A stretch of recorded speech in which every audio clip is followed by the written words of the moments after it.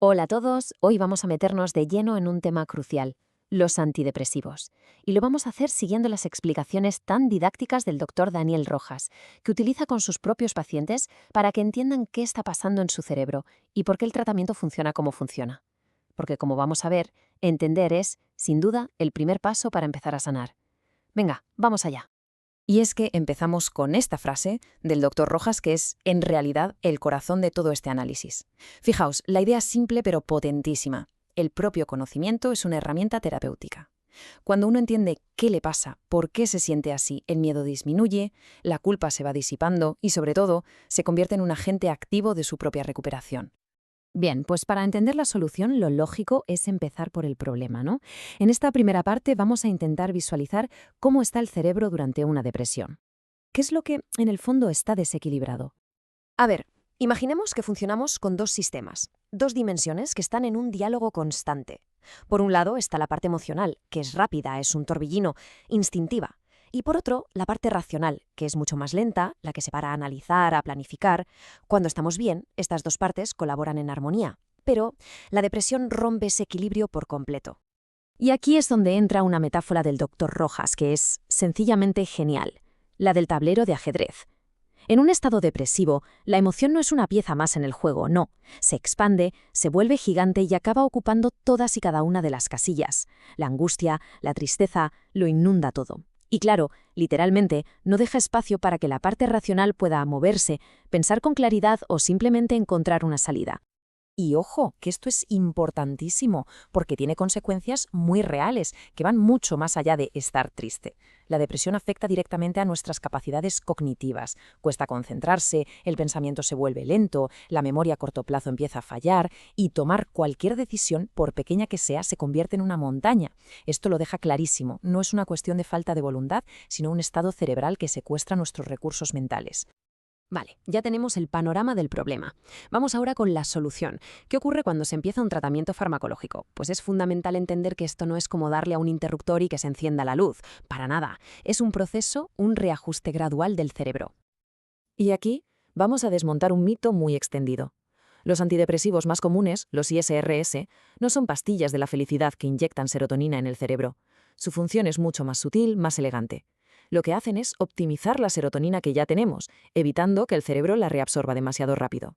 Es como si le dieran más tiempo al mensaje para ser escuchado entre neurona y neurona, y así, poco a poco, la señal emocional se va estabilizando. Y este proceso además va por fases. Saber esto es clave para manejar las expectativas. Durante las 2 primeras semanas, aunque la química ya está en marcha, no se suele notar un efecto clínico. Es un trabajo que ocurre a nivel invisible. Después, entre la segunda y la cuarta semana, llega el primer cambio perceptible. Y no es la euforia, es una menor reactividad emocional. Y ya a partir del mes es cuando se empieza a recuperar esa capacidad funcional, para pensar claro, para decidir. Entender estos plazos es vital para no abandonar el tratamiento pensando que no funciona. Y perdonad que insista en este punto, pero es que es la clave de bóveda de todo el asunto. El primer objetivo no es sentirse feliz de repente, es bajar el volumen de ese ruido emocional constante. Es dejar de sentirse desbordado por cualquier pequeña cosa. Es un cambio que trae calma y que permite por fin que la mente empiece a poner un poco de orden. Y esto nos lleva directamente al verdadero efecto del tratamiento, al concepto central que el doctor Rojas quiere transmitir. No se trata de eliminar nada, sino de crear algo que se había perdido. Espacio mental. Claro, y aquí llega la pregunta del millón, la que todo el mundo se hace. Vale, pero ¿esta pastilla va a solucionar mis problemas en el trabajo, mi duelo, mi situación personal? La respuesta es un no rotundo. Y ojo, que esto no es una mala noticia, es todo lo contrario, es liberador. Los fármacos no hacen que los problemas de la vida desaparezcan, pero sí hacen algo mucho más importante. Devuelven la capacidad interna para gestionarlos. Crean esa distancia necesaria entre la persona y la emoción que la ahoga. Un pequeño espacio para poder respirar y, sobre todo, para poder pensar. ¿Y esa distancia en qué se traduce en el día a día? Pues en cosas muy concretas. De repente, tareas que antes eran una montaña, como ducharse o ir a trabajar, vuelven a ser posibles. Se puede afrontar el dolor de una pérdida sin que ese dolor lo arrase todo. En definitiva, permite volver a coger las riendas para reorganizar la propia vida, para pedir ayuda o para tomar decisiones y cambiar el rumbo. Claro que recuperar la capacidad de actuar es solo una parte del camino. Es la mitad de la ecuación. Y aquí es donde entra en juego la otra pieza fundamental de este puzzle, que es la psicoterapia. Esta metáfora que utiliza el doctor Rojas es que lo explica a la perfección. El antidepresivo es como si drenara un campo que estaba completamente inundado por la emoción. Lo seca, lo prepara, lo deja fértil y estable.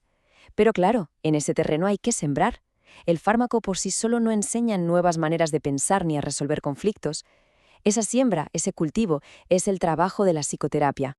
Así que, para que quede súper claro, el papel del fármaco es bajar la marea emocional, es quitar todo ese agua que lo anegaba todo para que se pueda volver a caminar sobre tierra firme. Prepara el terreno, nada más y nada menos. ¿Y qué hace la psicoterapia en ese terreno ya despejado?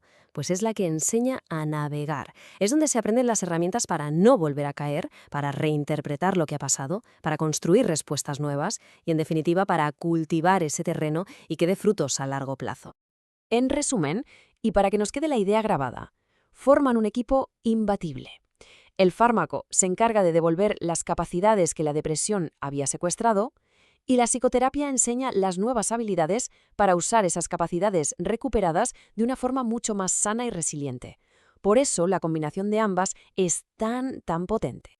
Y cerramos con esta idea final que es quizás la más esperanzadora de todas. Existe un miedo muy común a que la medicación nos cambie, que nos convierta en alguien que no somos. Pero la realidad es justo la contraria. El tratamiento no crea una personalidad nueva. Lo que hace es liberar a la persona que estaba atrapada debajo de todo el peso de la depresión. Es, en realidad, un camino de vuelta a uno mismo. Y es aquí donde el trabajo de divulgación de profesionales como el doctor Rojas es tan importante, convertir la medicina en un diálogo que da poder. Porque al final, entender es el primer y más crucial paso para poder sanar.